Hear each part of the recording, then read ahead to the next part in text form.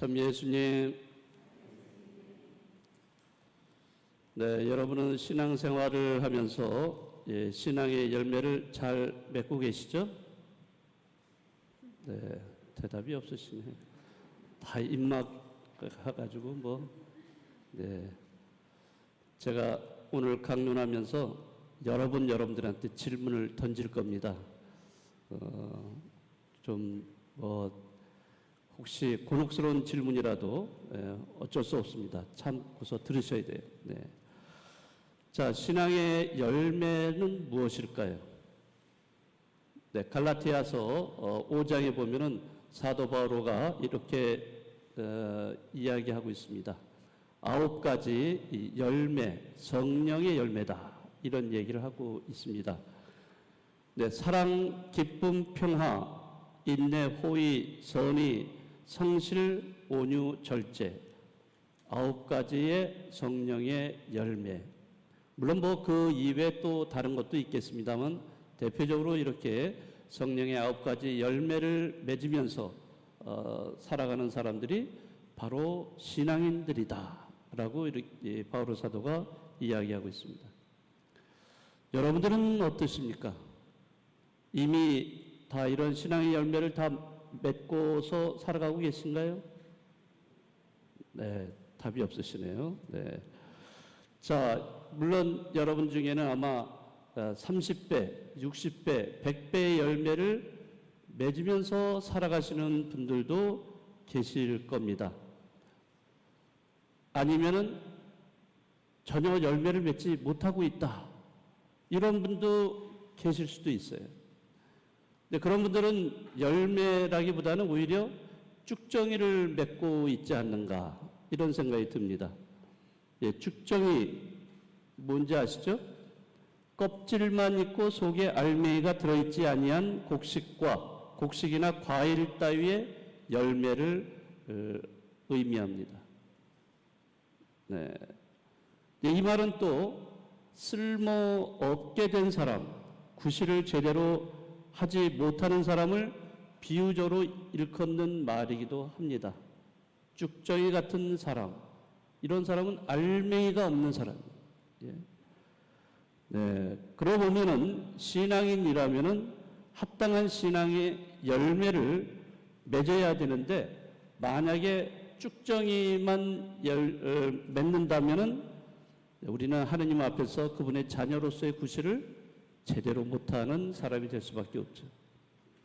다시 말하자면 신앙인의 가치와 의미가 결여된 그런 존재일 수밖에 없습니다.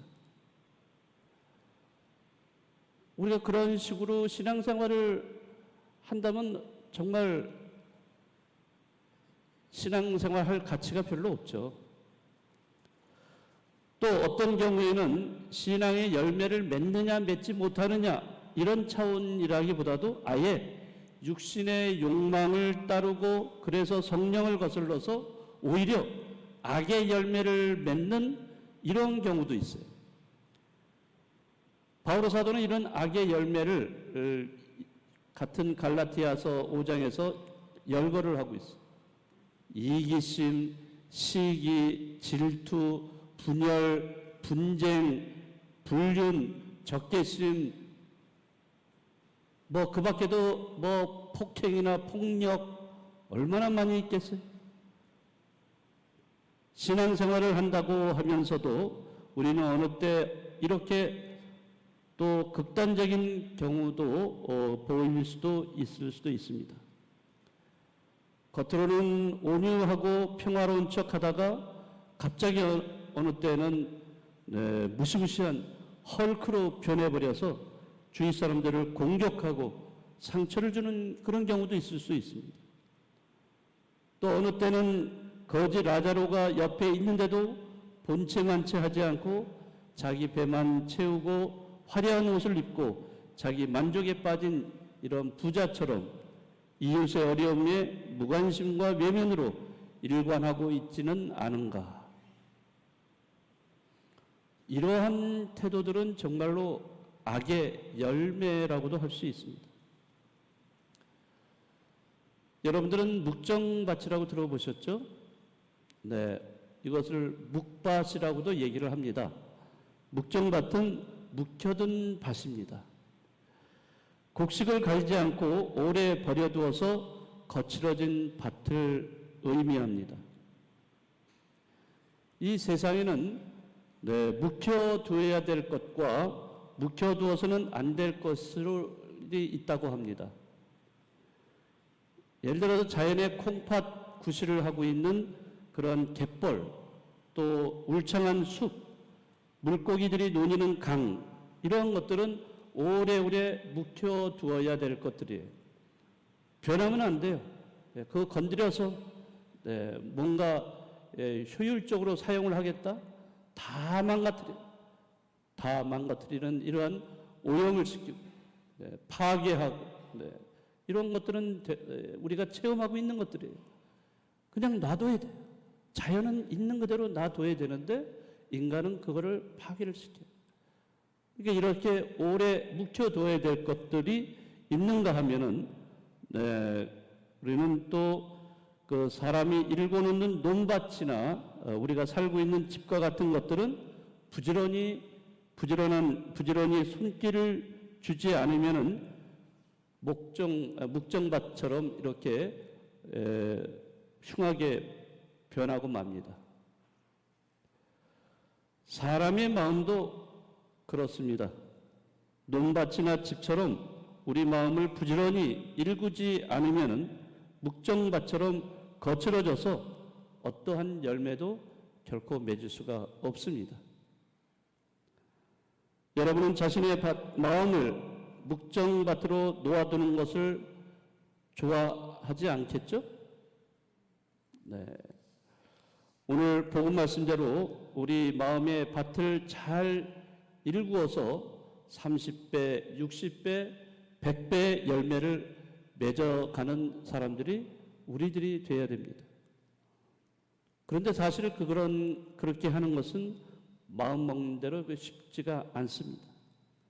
왜냐하면 우리 마음이 어느 때는 길바닥이 될 수도 있고 돌밭이 될 수도 있고 어느 때는 가시덤불이 되기도 하고 이렇게 우리 마음은 한시도 가만히 있질 않아요. 그러니까 이런 말도 있어요. 인간의 마음이 참 간사하다. 여러분들이 아실지 모르겠습니다. 예전에 아주 오래전에 돌아가신 정채봉 선생님이라고 계십니다. 아동문학가이신데 이분의 글이 정말 우리의 심금을 울려주는 그런 글들을 많이 쓰셨어요. 자, 이분의 글 중에 이런 제목이 있습니다. 마음을 찍는 사진기. 이런 제목의 글이 있어요. 잠깐 소개를 해드리도록 하겠습니다. 어느 마을의 시장에 마음을 찍는 사진기가 있었어요. 어떤 유명한 정치가가 그 사진기 앞을 지나갔어요. 그러니까 사진이 딱 찍혔어요. 뭐가 찍혔을까? 돈다발이 찍혔습니다. 돈 많은 사장님이 또 지나갔어요. 뭐가 찍혔을까? 술과 여자가 찍혀 나왔습니다. 어떤 남자는 늑대가 찍혀 나오고 어떤 여자는 여우가 찍혀 나왔습니다. 자, 그런데 어느 날 이 시장에 얼굴이 아주 험상궂게 생긴 사나이가 나타났어요. 주변에 있는 사람들이 저 사람은 틀림없이 저 마음을 찍는 사진기 옆 지나가면은 아주 무시무시한 흉기가 찍혀 나올 거야. 사람들은 그렇게 생각을 했어요. 그런데 그 사람이 싹 카메라 앞을 지나가는데 빵꾸 듣는 아이의 얼굴이 찍히게 됩니다. 그 사나이는 단지 미역 꾸러미만을 들고 시장을 벗어나고 있었어요. 정말 이 마음을 찍는 사진기가 있다면 얼마나 재미있을까 이런 생각이 듭니다. 사람들 마음이 그대로 이 사진에 담기게 되니까 속일 수가 없어요. 아무리 속이려도 속일 수가 없습니다. 우리 신자 여러분들도 이 마음을 찍는 사진기에 찍힌다면 어떻게 나올 거예요? 자, 길밭, 돌밭, 아니면 가시덤불, 아니면 좋은 땅. 자, 여러분들 한번 생각을 해보세요. 내가 한번 그 사진기에 찍힌다면은 나는 어떤 밭으로 나올까? 네, 그럼 각자 여러분들이 생각을 해보셔야 될 겁니다. 자, 지금부터 그러면 제가 이 사진기를 가져와서 여러분들 지금 찍어드리겠습니다. 기대하시기 바랍니다. 그러나 먼저 제가 하기 전에 여러분들 각자가 이 마음을 찍는 사진기를 각자 갖고 계셔야 돼요. 예, 갖고 계시면은 여러분들이 틈나는 대로 이 사진기 앞에 사진을 카메라 앞에서 찍어 보셔야 돼요. 지금 내 마음의 상태가 어떠한 상태에 있는지, 길바닥인지 돌밭인지 가시덤불인지 좋은 땅인지 금방 확인이 됩니다. 네, 이러한 마음의 사진기를 우리가 갖는다는 것은 다름이 아니라 그것은 바로 자기 반성이에요. 자기 성찰. 성찰이라는 것은 영어로 리플렉션이라고도 얘기하죠. 거울을 들여다보듯이 자기를 볼 수 있는 거예요. 그러니까 여러분들도 거울 매일같이 보잖아요. 내가 어떤 상태에 있는가. 자, 오늘 이 씨 뿌리는 사람의 비유 이야기 잘 묵상하시면서 정말 마음속에 이런 우리 자신의 마음을 찍는 이런 사진기가 있다라고 생각하시고 한번 가끔씩 찍어보세요. 그리고 나 자신을 확인하고, 그래서 혹시라도 내가 묵정밭이 됐다든지 아니면 가시덤불 정도 됐다 그러면은 좀 바꾸셔야 돼요.